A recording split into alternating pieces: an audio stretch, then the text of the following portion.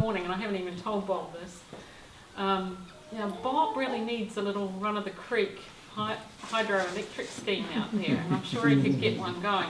But things like that, alternatives to what he has. But I know Bob's big onto the solar energy, so that could have been an alternative for Hanrahan to consider in terms of being energy ready.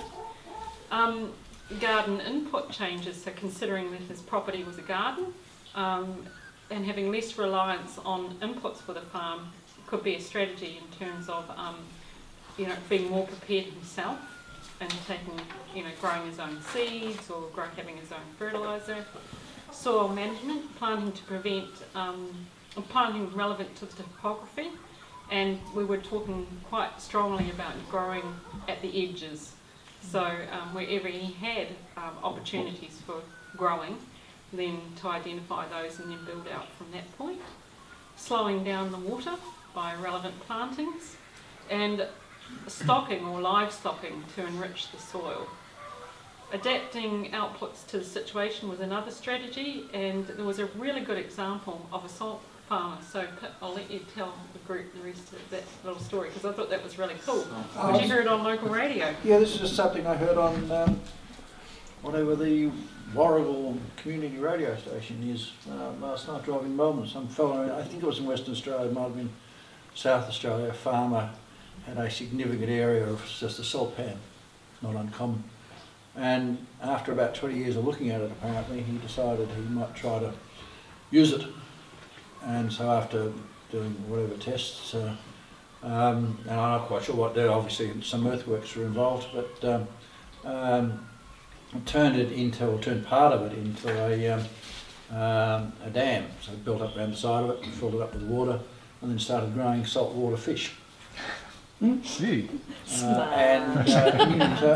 a snapper farmer.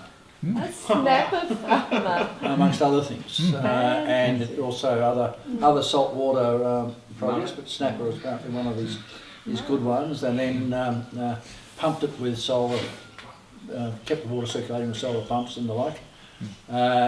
Used the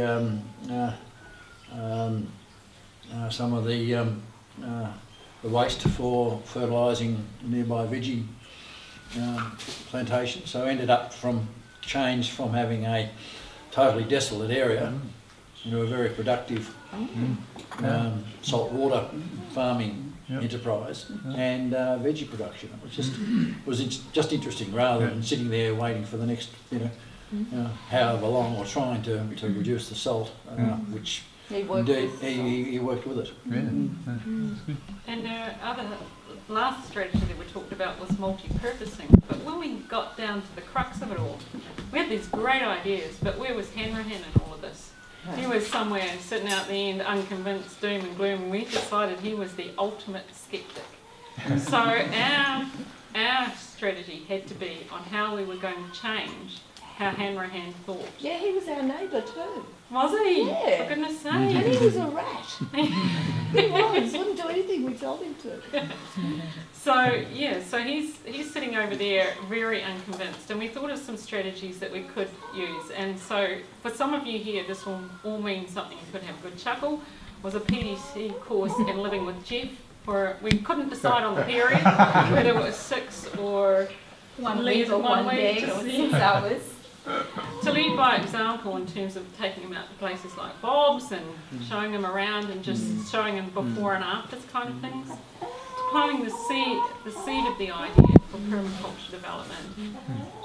But then we decided what was really important was that we understood Hanrahan's situation, his own, what did he have that he could do things with right now, considering he could have been money poor, time poor, the pressure of the situation being right in front of him. So what we knew he had was time, land, his own labour, equipment. Maybe. Not. And so what our key strategy become was optimising Hanrahan's patch, whatever that was, and then growing ideas to that and prioritising them by his abilities and his resources and assets. And so that was really our predominant strategy for him to be able to do it. A takeover bid. Just about. So, so only once he was convinced that this was the way to go could we then go on to the other ideas that we had to combat drought. Fantastic. Really? Thanks.